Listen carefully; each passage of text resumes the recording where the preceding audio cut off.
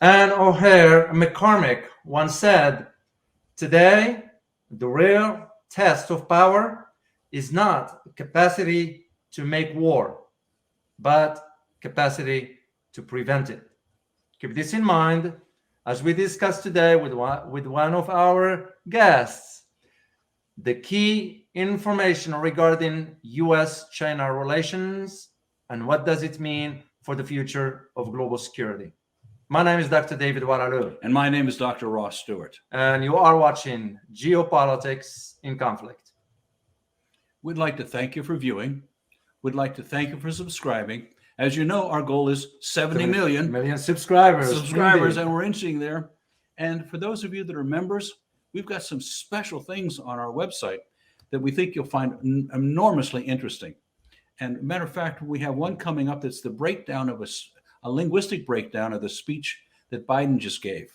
Anyway. Indeed, Russ. And also we want to take this opportunity to thank our members. So for those who do not know about our membership, consider checking out our website, geopoliticsinconflict.com, where we offer live presentations and live Q&A for our members only. As a matter of fact, we do have one coming up soon in 2 weeks. Oh, cool. Presentations for hours. So those are very lively conversations. Indeed. I mean, they're conversations too. You're absolutely correct, Russ. So to all our subscribers and viewers, we want to say thank you for your support. Let's get into our topic here today. As a senior fellow at the Institute. Well, who is he first? I'm going to tell you in just a moment. Oh, that's the guest. That's the guest that our viewers were asking for by That's name? right. Okay. As a senior fellow at the Institute for China-America Studies, Sourabh Gupta is a senior Asia-Pacific international relations policy specialist with 2 decades of Washington, D.C. based experience in a political risk research and advisory capacity. Sourabh's key area of expertise focuses on the international relations of the Asia-Pacific region. His area of specialization include analysis of major power relationships with a focus on U.S.-China relations. Sourabh holds graduate degrees in security studies and international relations from Georgetown University and Syracuse University, respectively.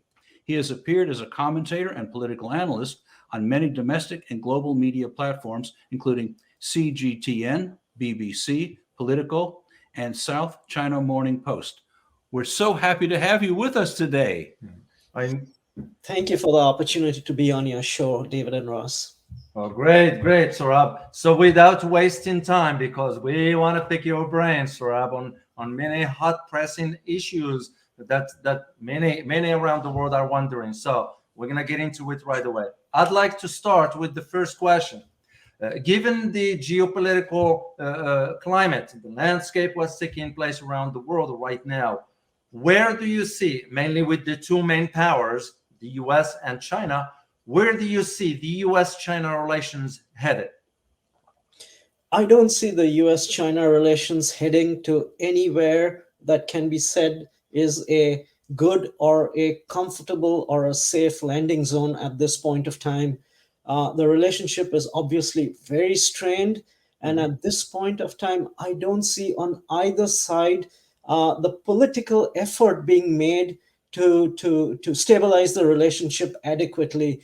They are groping in that direction fitfully. And the hope is that that groping will amount to something more than just moving fitfully in that direction. And I think that is, at least in the short to medium term, when I say short to medium term, I'm talking in terms of Mr. Biden's first term, at least, that is where we are going to go towards. But I don't foresee much beyond that in terms of stabilization of the relationship.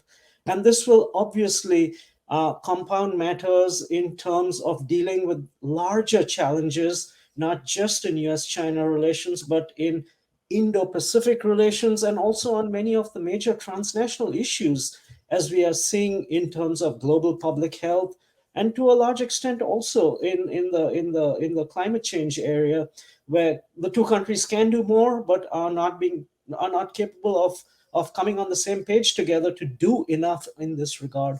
And so it's it's not a very pleasant state of affairs at this point of time, and I don't foresee that changing in the short or medium term. Well, speaking of, if I may just follow up, Saurabh, speaking of President Biden, many analysts were sort of expecting that President Biden is might change course towards China, given what his predecessor, President Trump, did. For example, the imposition of the tariffs. None of that happened, and we still, even today, seeing the rhetoric coming out of the White House with the tension ratcheting up.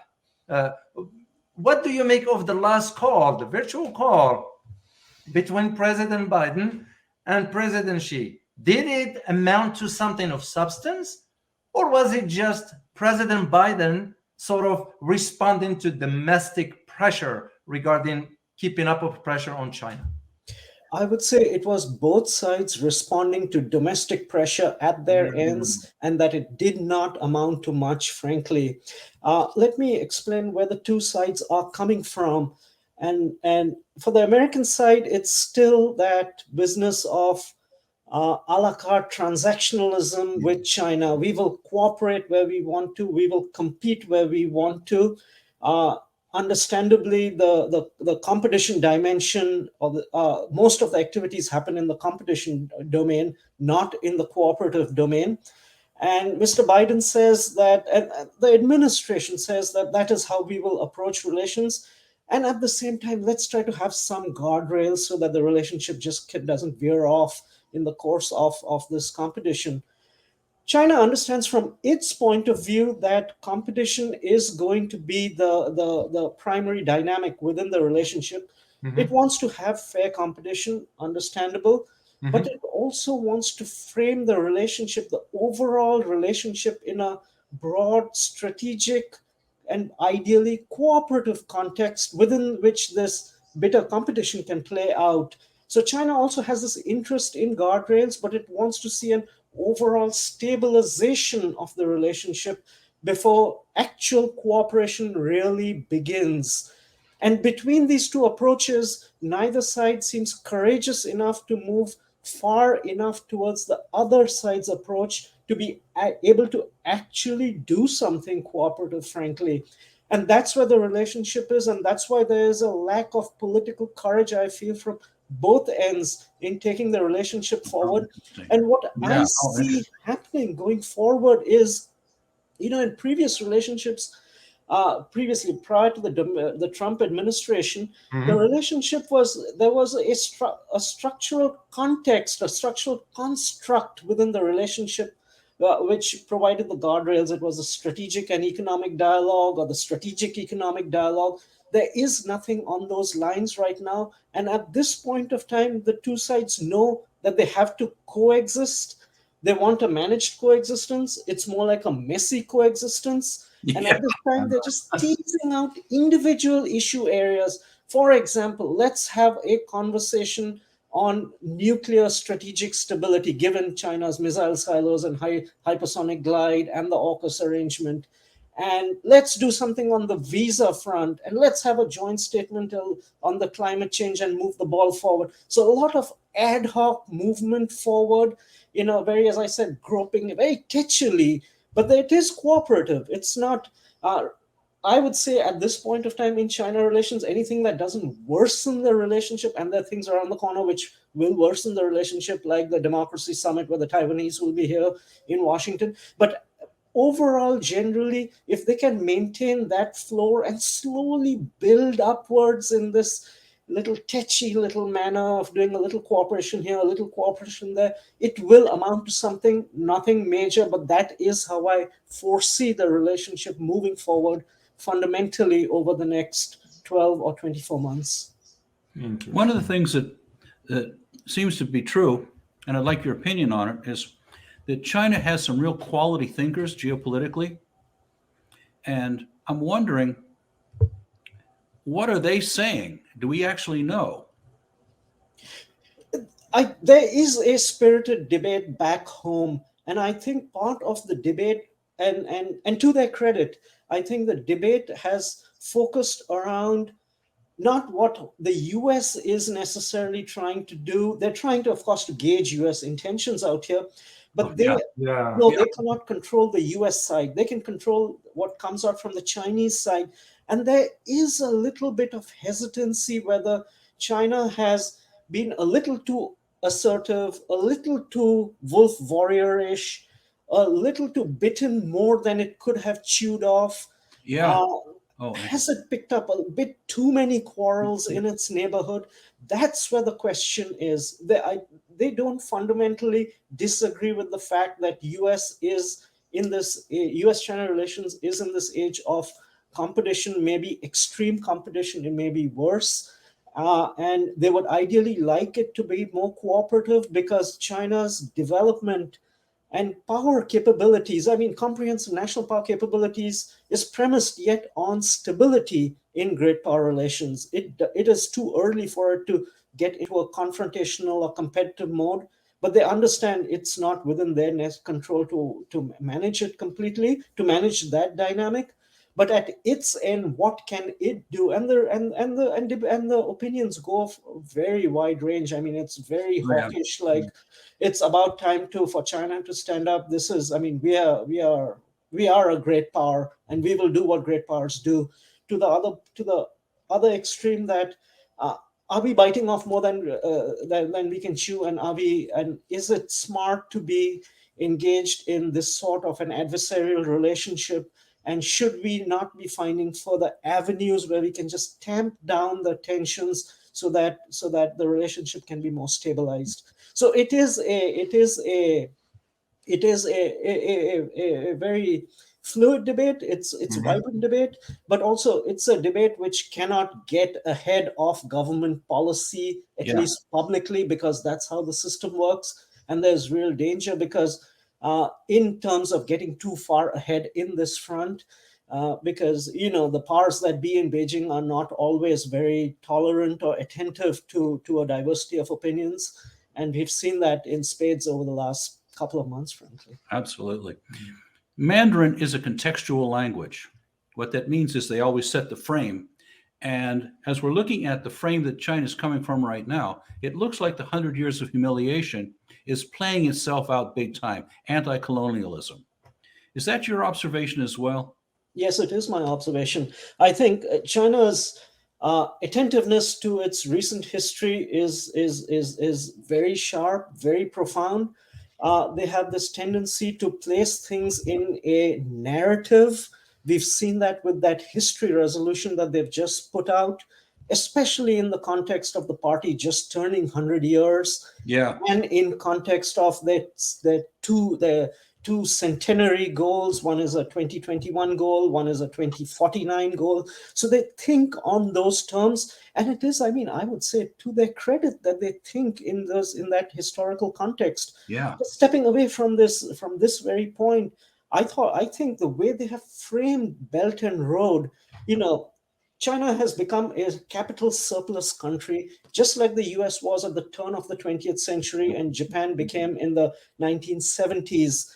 And there was a lot of money sloshing around, and the money Mhm. went overseas. But the Chinese have been, well, and China is at that point right now, has been at that point for the last 10, 15 years. And how wisely they have framed that capital surplus in terms of framing it, their going out strategy as part of this Belt and Road strategy, placing it in a historical context.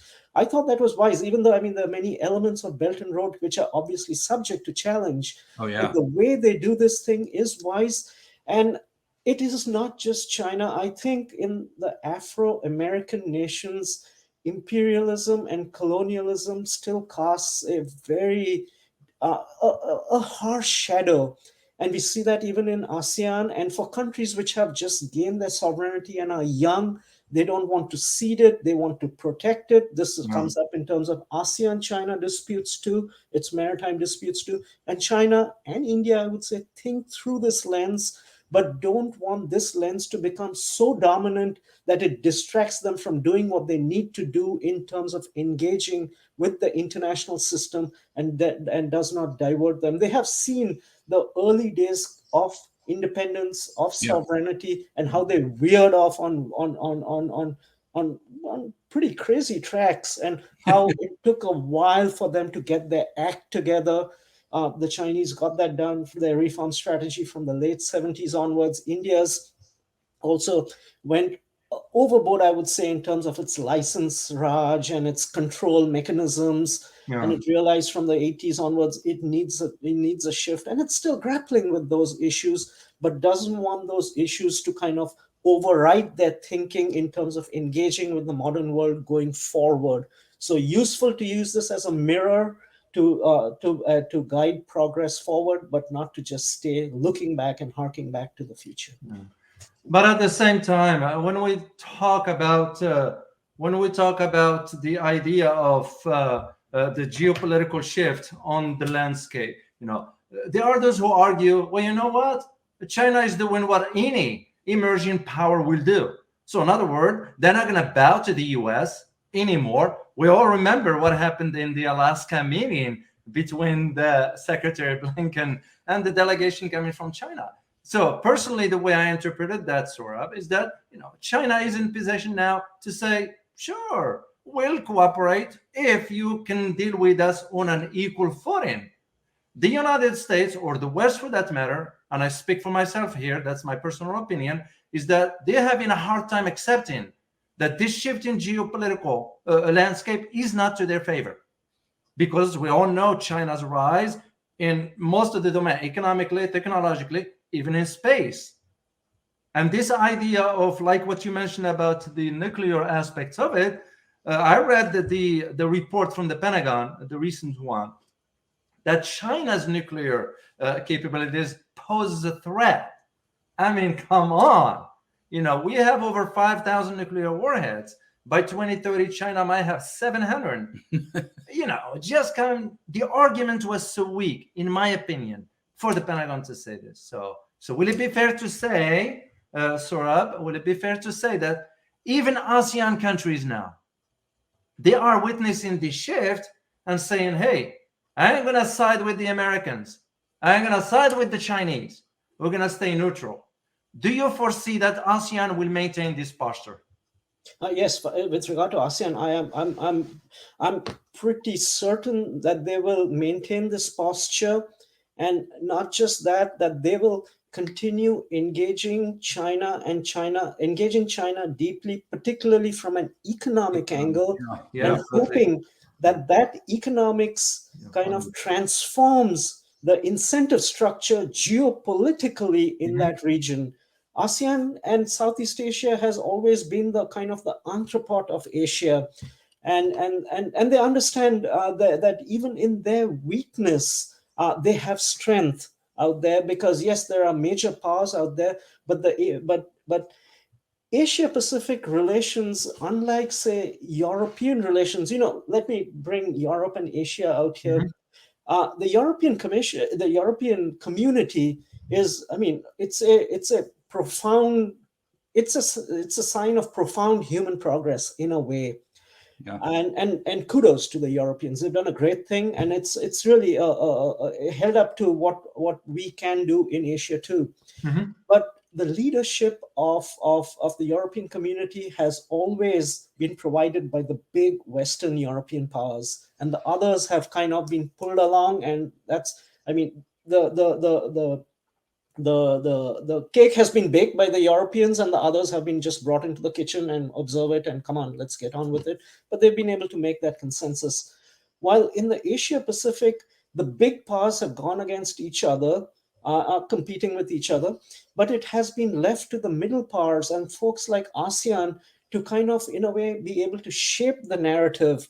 Because, I mean, Asia works on kind of large, not just consensus, but consociational lines, where you need a kind of a filibuster proof majority to actually get things happening, so they know they have the opportunity to shape narratives.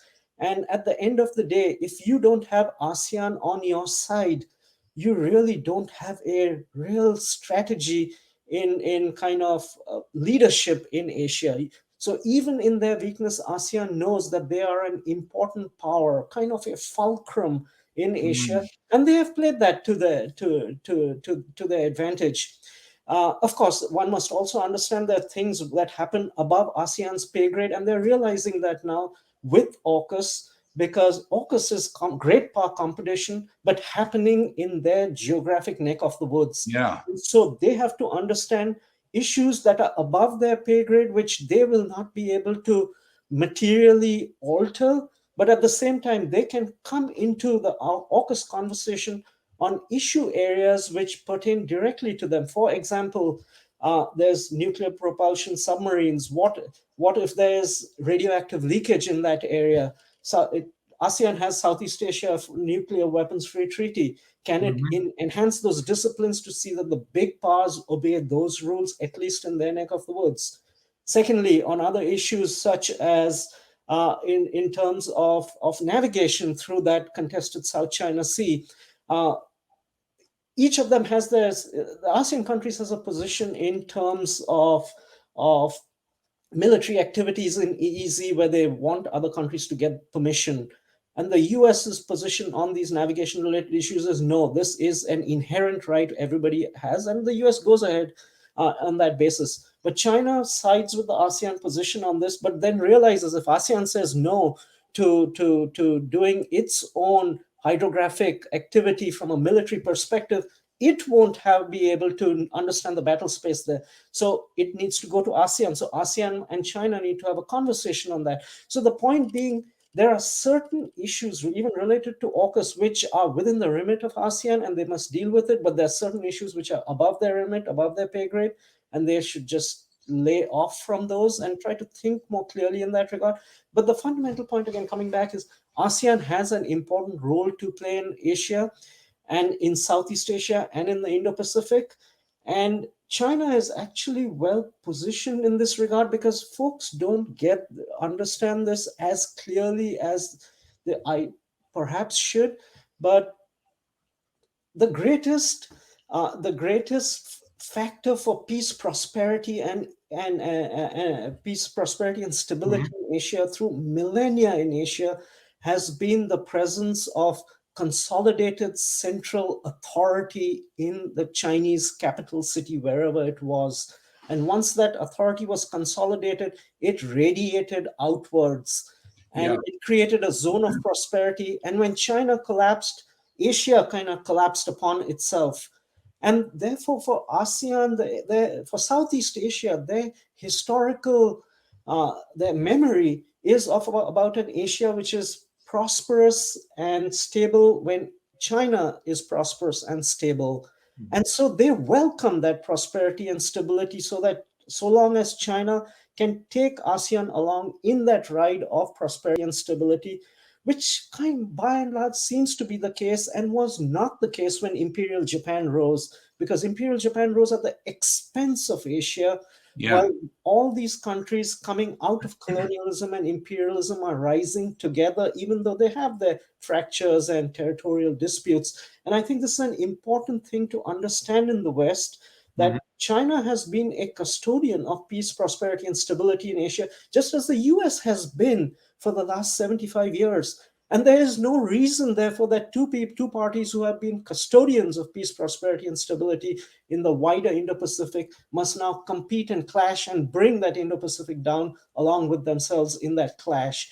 And I'm hoping that that narrative works on all sides, not just on ASEAN side, but for the Chinese and for America, that there's enough space to cooperate even while they compete.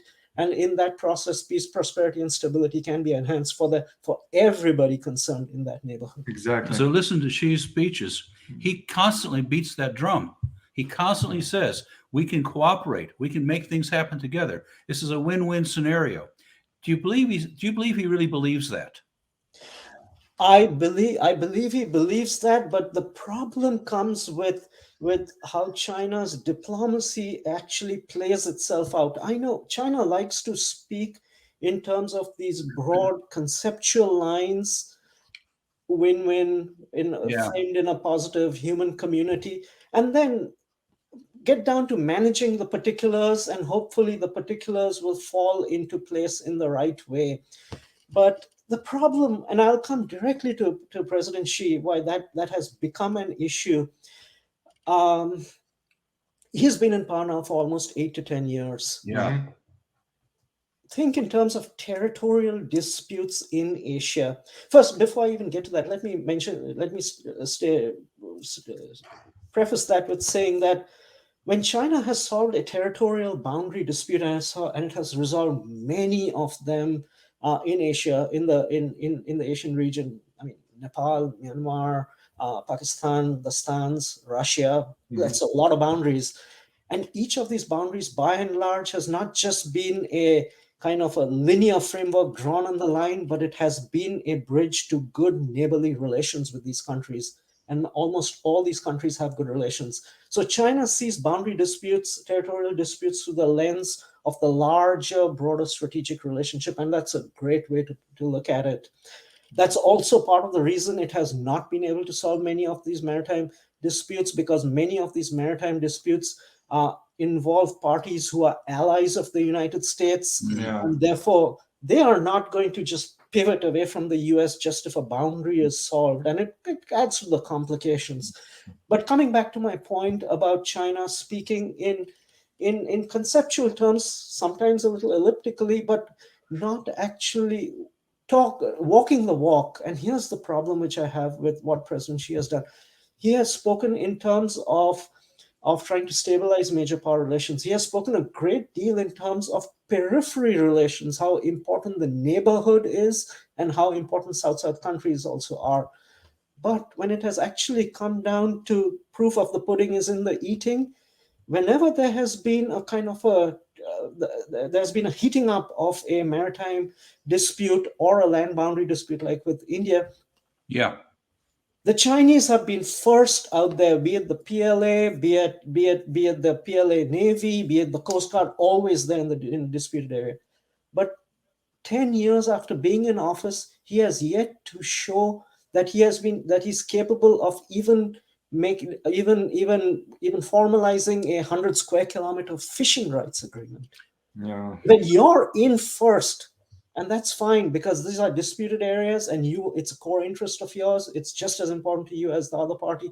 But when you have not resolved anything or even well managed them, then people start asking, what is the purpose why you are in first if you're not really trying to resolve those disputes? And when you think back to, say, the late 1950s, when China was not in a good place, the Great Leap Forward, and Mao was losing. I mean, the Communist Party had some real schisms within out there. And at that point of time, China resolved some disputes. What it did was, with the big guys, with the Indias, it says it asked for fairly demanding compromises, but was ready to compromise. But with the smaller guys, with Nepal, with Pakistan, with Myanmar, what was Burma then, it reached very useful and imaginative boundary resolutions. The Myanmar boundary resolution is, that boundary agreement is just, it's mind-blowing, really. It's in terms of how the two sides kind of made concessions and compromises and even ceded undisputed territory to balance out and have a equitable package. It's phenomenal. And you think at that point of time, when Mao and China were not doing well, that they could bring this sort of imagination to boundary disputes and resolve them. Then why today, when Xi is doing well and China is doing well, can he not bring that imagination to resolve these disputes with the lesser countries, with the South Koreas, with the I'm talking South Korea vis-a-vis Japan, Malaysia, and the Philippines, rather than, I can understand with India's and Japan's, he wants to not give a quarter and reach hard compromises. But with the smaller guys, these disputes are amenable to management and resolution, and he has not done that. And that raises the question, when you speak in terms of human community and periphery relations and with that warmth, but don't follow through, the questions get raised as to what your intentions are. And that is where the issue has arisen. Because, just give me one moment on this different track. What got the Americans angered about the Chinese on a lot of the economic issues, structural economic issues, course technology transfer, subsidies and all, is that from 2010 onwards, China was saying, yes, we will do, in the context of the structural economic dialogue and with the Obama administration and even before. And China approached these as best endeavor that we will try to do, but never got done. And it got to a point where the Americans thought that, you know what, they keep promising that they will do, they don't do it. Meantime, they go about acquiring all our crown jewels, and they do a bunch of commercial espionage and those sort of things. And really, it was about the sincerity of China really wanting to do that, which they have come down to doing it. But unfortunately, when the Americans placed a gun to their heads in the course of the phase one negotiations, China has made some very significant movement on the course technology transfer issue in terms of revaluing its currency, on the IP issues, but it needed a kind of a gun to be pointed to its head. And China could have done these, and Xi could have done these earlier, but did not do, but was forced to do in a particular context. And then this raises the question of how sincere is he in follow through in terms rather than just in terms of talking on in very grand and positive terms. I think that issue is something which the Chinese it will be interesting to see. As a matter of fact, Saurabh, I had some conversation with some individuals regarding President Xi, and for the next term, you know, there are some internal issues inside the Chinese political party. I mean, and one of them has to do with, will there be a third term for Xi or not? And everybody's watching just for some signs, shall we say, just to see where this might go. One thing, I just want to go back to the ASEAN one, Russ. Remember when we did the video on it, and we said that ASEAN's going to maintain that neutrality, and exactly what Saurabh is confirming. It's because also they are looking at it from an economic perspective. You know, you can't ignore the $2.3 trillion and almost 30% of the world population when it comes down to economics. And this is why I believe personally the ASEAN is going to be, you know, careful how they're going to walk between those two major giants, given the tensions rising up. You know, this leads me to, I'll ask one question, and you can. I want to address the issue of Taiwan. You can't be talking about China without talking about Taiwan. And I usually use the term, and I use the term invasion, even though here is just my explanation why I use the term invasion. Anytime, as a former military myself, anytime there is a military activity, we associate the term invasion with it, okay? Of course, common sense suggests that a country does not invade itself. That's like us going and invading Hawaii. It just doesn't make sense. But we'll go with that terminology. Do you foresee where things going regarding Taiwan, that this might turn into some hot war? I'm actually in the minority in this on this topic, but I have very, very firm views out here, and my answer is not just no, absolutely no. And that much of the conversation revolves around a kind of a phony war in terms of what's happening on the Taiwan Straits. Let me put it first of all out here, and I think this is where I think media also needs to be a little bit more responsible. You know, a lot in recent times, a lot of the conversation started getting flowing on this invasion scenario, that we are going to have an invasion by 2027. The person who put this out was then PACOM commander Admiral Davidson, who's now retired, now the ex-PACOM commander. Is it, Saurabh, is it of the 6th Fleet? Yeah, it's of the 6th Fleet. Yeah. Okay, I got an idea of who it is. Yeah, so this was PACOM commander Phil Davidson. And then after he retired, in a Q&A with a Japanese newspaper, the Asahi, he kind of confessed that he pulled out that date 2027 kind of arbitrarily, because that is the date when Xi Jinping's third term ends. That's interesting. Yes. Now think of it. I know America is great at miniaturizing its nukes. He seems to have miniaturized himself and gotten into Xi's head, figured this out, that Xi is going to retire, going to get a third term. He's going to retire by then, and by that point of time, Xi wants Taiwan to be within China's grasp, and therefore he worked backwards that these things will happen. But interesting. I mean, and then of course media got flowing that this is going to happen, and the Taiwanese also got into the act, particularly the DPP. It's facing an election in 2024. I mean, cross-strait tension always kind of helps the DPP more than the booming down. And then they talked in terms of a blockade scenario that China can do by 2025. And so now suddenly everybody's talking about this. I shouldn't say everybody suddenly.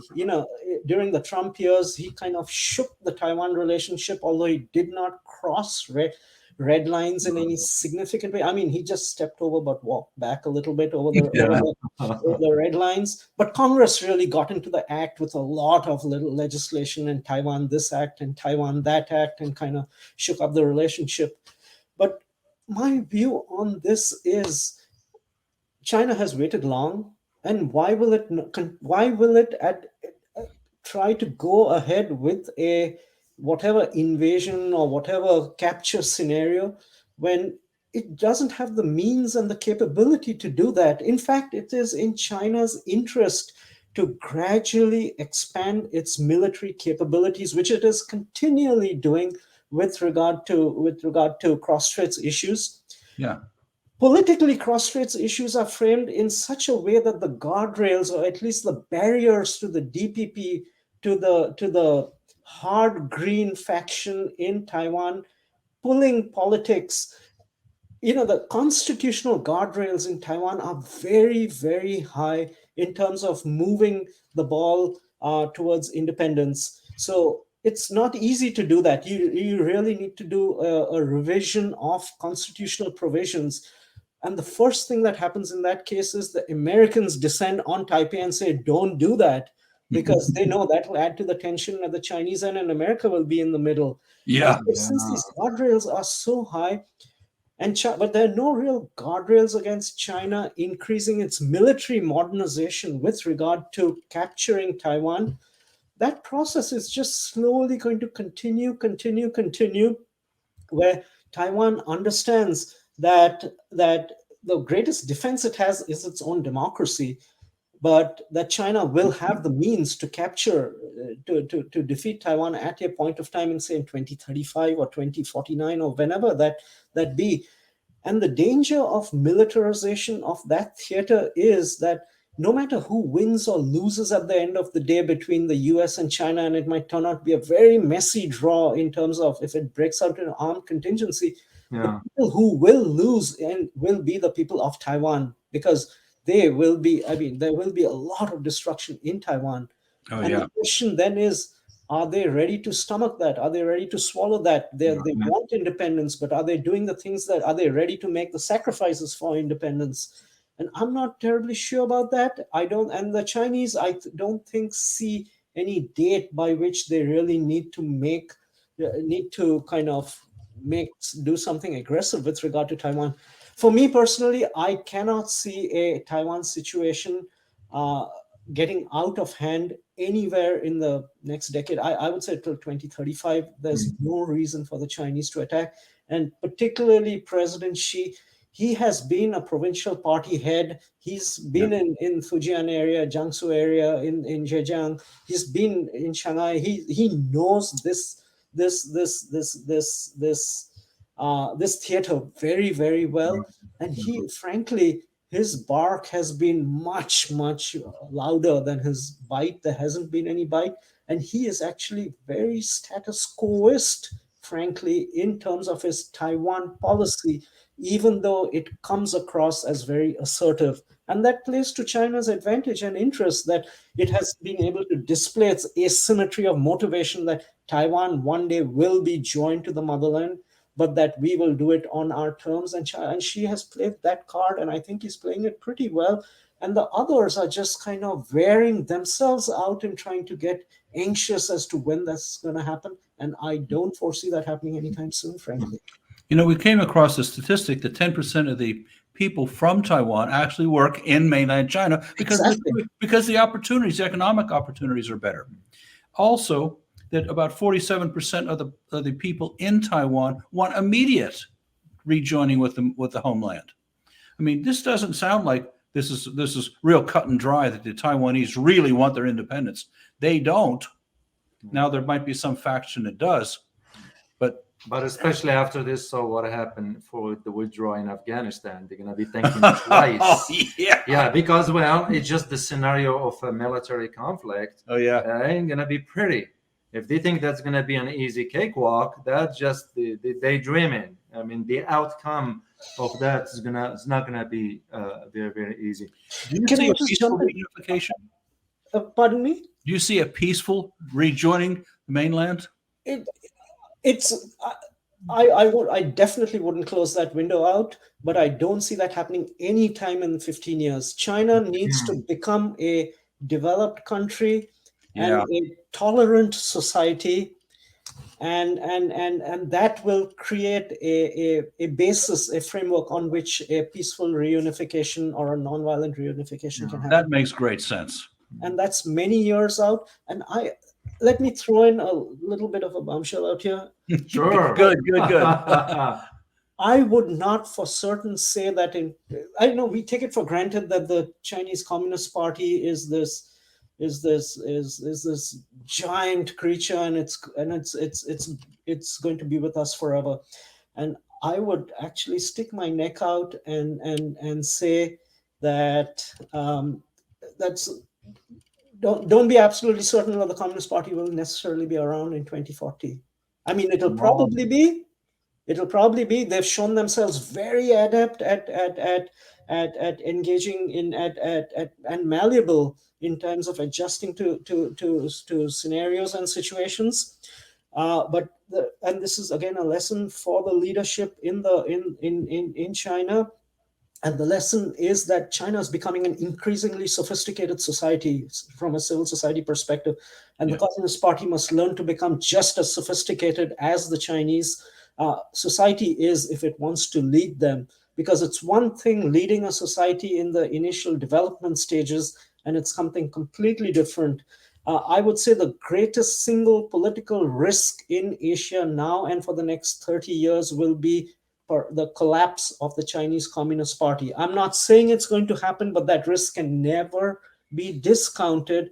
And we must understand that in every other East Asian society which has moved aside from the tiny city states, Singapore and Hong Kong, which has moved from beyond, say, $10,000 or $15,000 per capita, from which was an authoritarian society.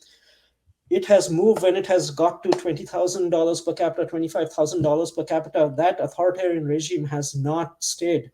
I mean, be it South Korea, be it in Taiwan, what was then in the leadership that guided it through the first $10,000, $15,000 of a phenomenal growth.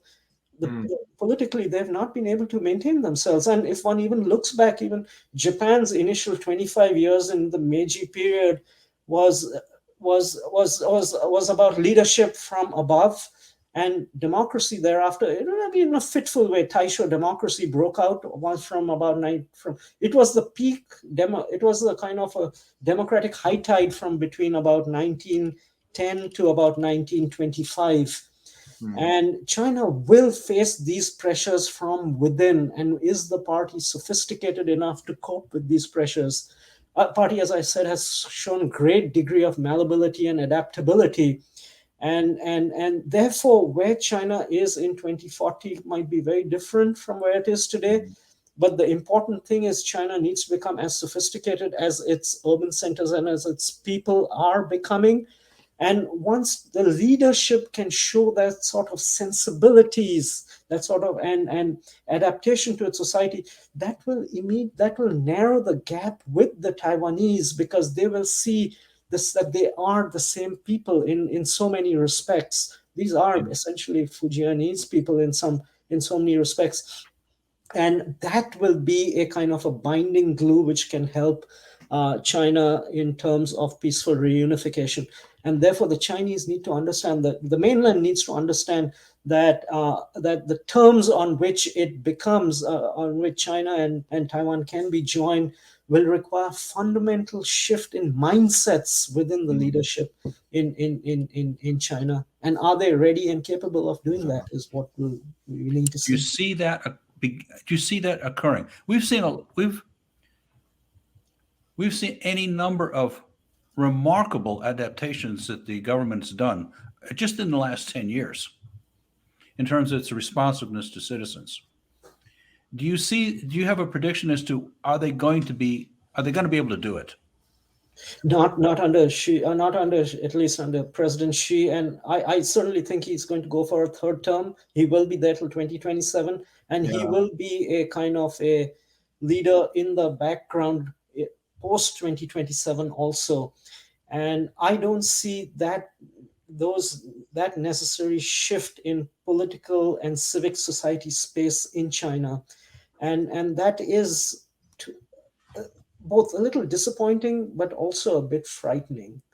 And I think it's in that area that I think I understand where President Xi was coming in 2010.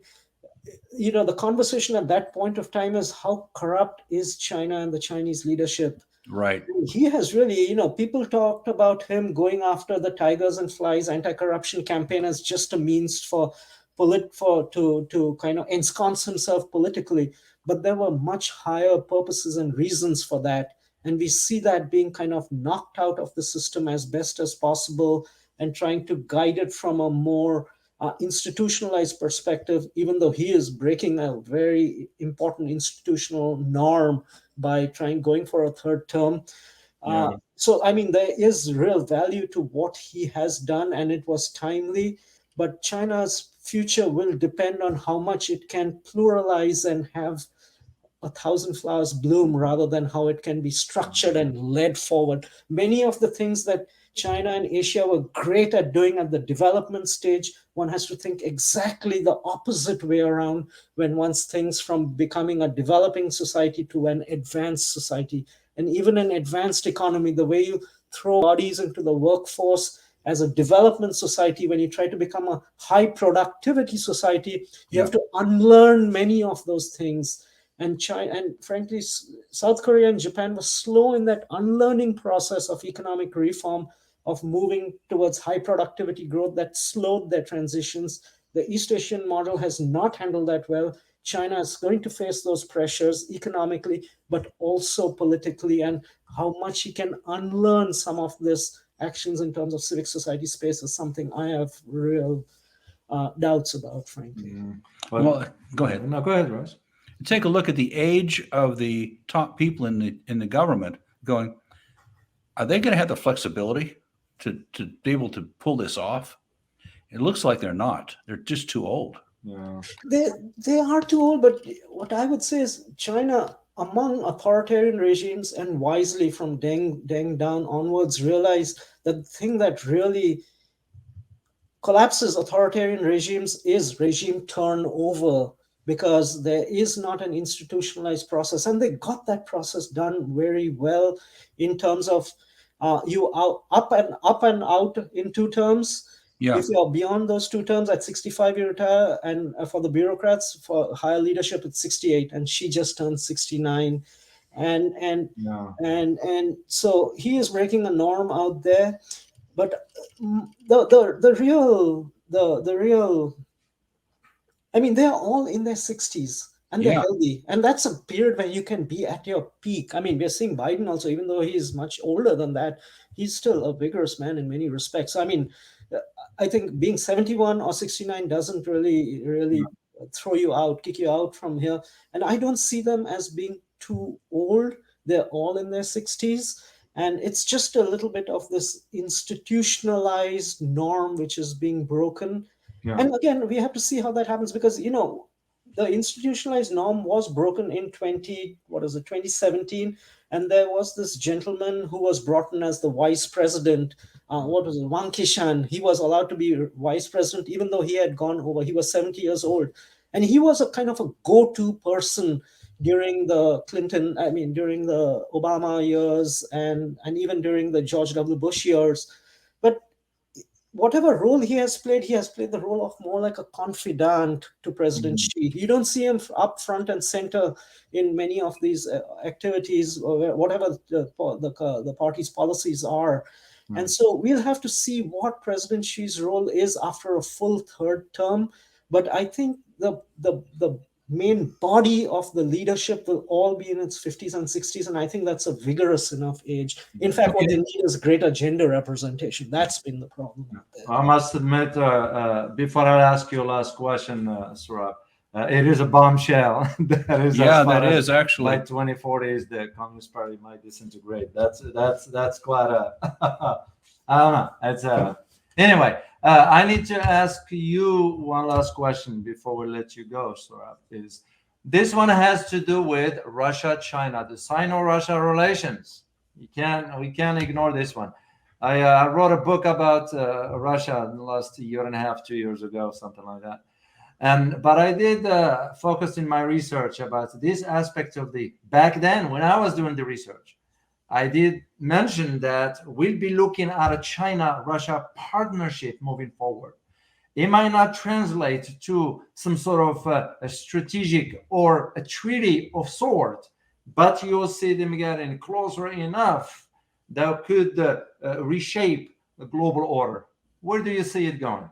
I see it exactly where you said where it's going. You're absolutely correct in that. They learned from their communist days, particularly their falling out, that an artificial embrace, which is too strong, is going to splinter and break up badly.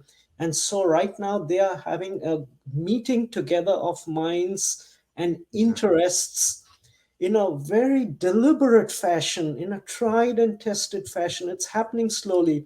I think part of the reason it is happening, and this is really a minus against, I would say, the United States, I think the single greatest failure of American diplomacy in the post Cold War era was not being able to build on the foundation of having Russia at hello in 1991 and create a close relationship with Russia.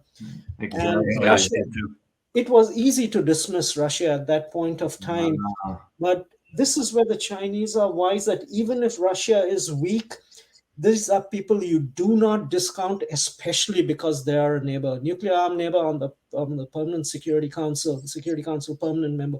You do not discount it. And that's why the Chinese were overactive, even while that pro-Western warmth was so exuberant in Moscow. At that point of time, it was the Chinese and Boris Yeltsin settling the boundary agreement. It happened in three stages: 1990, 1997. It was essentially done by 1997, with one small part solved in 2004. But the Chinese knew this was an opportunity. Let's capture it fast, because even if Russia is weak, you do not want a discontented Russia on your border. And the Americans had the capability of building that relationship. I think in the first 10 years, they really wanted and worked towards it. It was more of a kind of a operational failure. But since then, I mean, the way Russia is treated, it's as if, hey, Russia, you need to get rid of your Soviet era mindset and release your neighbors and satellites, and that, give up on that Cold War mentality. Well, the Americans have maintained that Cold War mentality and taken all the boundaries, and Exactly. that has been the problem. And now you're expecting that for a bag of peanuts, Russia is going to turn on a dime and help you in your containment or whatever rebalancing game vis-a-vis China. It's not just going to happen. It's been the biggest failure. And this is again another area where the Chinese have very intelligently worked with Russia. It knew right in 1990 Russia was weak, but Russia's backyard is Russia's backyard. You go into Russia's backyard from an economic perspective, as it's done in its Belt and Road. You go into Russia's backyard from terrorism related issues, for example, like on what the SCO does on separatism, extremism, etc., etc. But you don't do a strategic play in Russia's backyard. And that's why on this Russia, the CSTO is a treaty organization on security which ties Central Asia to Russia, and China is very clear that we are a secondary figure. We are not a figure in that. And so China has been understanding of Russia's weaknesses and anxieties rather than strengths. And that is how it has built that relationship to incrementally forward towards. And you see this, I mean, this is the strength of it. People were talking that, oh, in the Far East, there's going to be this huge Chinese demographic invasion into Russia's Far East. Where has it transferred? Did it transfer? No, it was just No. prejudice. And that's why they have learned how to work their relationship given the fraught nature of their breakup. And that has been a very, illuminating factor which has added to their strength. Indeed. If we're Yeah, go ahead. if we're interpreting this correctly, Putin and Xi have a strong personal relationship. At least it looks that way when in the public. Is that your observation as well? Oh, yes, absolutely. I think they have a very good person at the highest levels. So it's the kind of the cherry on the top of the cake. They are structurally seeking from a strategic perspective a meeting of minds, and at the highest levels it is. And when you see news coming out like Russia coming around to telling, you know what, we're going to assist China in setting up a countrywide early warning network on things like missiles and all. Cooperation has gotten to a qualitatively different level. Yeah, and yet, Saurabh, when China joined, when I did the research for the book about Russia, when they did joint the ventures in the Arctic, it was during that time when both of them sat down and made it clear. Russia said to China, we know what your red lines are. We are not going to cross them. We know what your interests are. We're going to respect that. Chinese said the same to the Russians. We know what your red lines are, and we know what your interests are. So they kind of understand each other, and I think that's where I came to the conclusion they're going to be moving forward. Exactly. What a fascinating conversation, Ross. You even had some bombshells here. Yeah, bombshell. We could have for the next 5 hours talking about this one. On my bombshell, what I would say is, keep that at the back of the mind. Don't consider that is a... You're right, of course. Yeah, of course. Something to consider. But do not let that fall off from the back of the mind. East Asian societies have not handled that sort of hands-on control at an advanced stage of development, and as much there are. They're not sheep who just follow leaders. They have this, and in China they have very, very powerful thinking as individuals. And it's and the party just needs to become more sophisticated. Well, we will call on you to come back to the show once we start seeing the trend of that. We're gonna call. I'm gonna call for you. Absolutely happy to be on the show. Any final word for our viewers, because they've been asking for you and they wanted to have a deep understanding of where things are headed. Any final word for? I'd just like to say that. I work at a think tank called Institute for China-America Studies. Mm-hmm. It's a unique organization in the sense that it has mainland backing, private mainland backing. Wow! And is based in Washington D.C. And it's obviously this was part of this big debate a couple of years back and still continuing about influence operations, and so. Yeah. Obviously, at one level, you think, are you an influence operator, and at what levels, and that all that happens. But it's also useful from that perspective because once you're based in Washington and you have backing, there's a greater responsibility also to engage subjects with absolute honesty.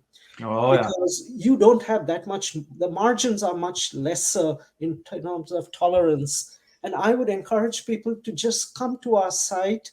What we try to do is stay well within the mainstream establishment view of US-China relations. But we are also trying to do is to suggest that, the two countries are not poles apart. They compete on many areas, but there's so many areas on which they can and do cooperate. And that if we have more votaries for cooperation thought out well, that it's not just good for the two countries, it's good for Asia, it's good for the world. And I'd encourage people to just come onto our site.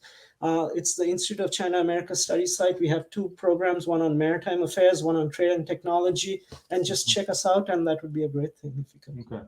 Is there what are you in on social media? Where you're at? If our viewers wants to check. I'm not that active on social Nah, media. no That's worries, no worries. And so, so we're gonna have the link to the institute absolutely. in our description. We're gonna put it Yeah. there and all that stuff. Any Yes. final word, Russ? You know, philosophically, we're completely aligned. What we're really about is high quality information that we've verified, because we want people to have good quality information so they can make up their own minds, as opposed to some false narrative. Exactly. So we can't thank you enough for being with us today. This has been wonderful. Well, Well, we really take this opportunity, Sourabh, to extend our sincere thanks to you for carving out time for us. I know how busy you are, and we truly, truly appreciate it. And we look forward to having you next time on our show. To our viewers, we say, Stay informed. stay informed. Stay informed. Yeah, so stay informed. Till next time. Bye bye. thank you very much. Bye. Bye, dear viewers.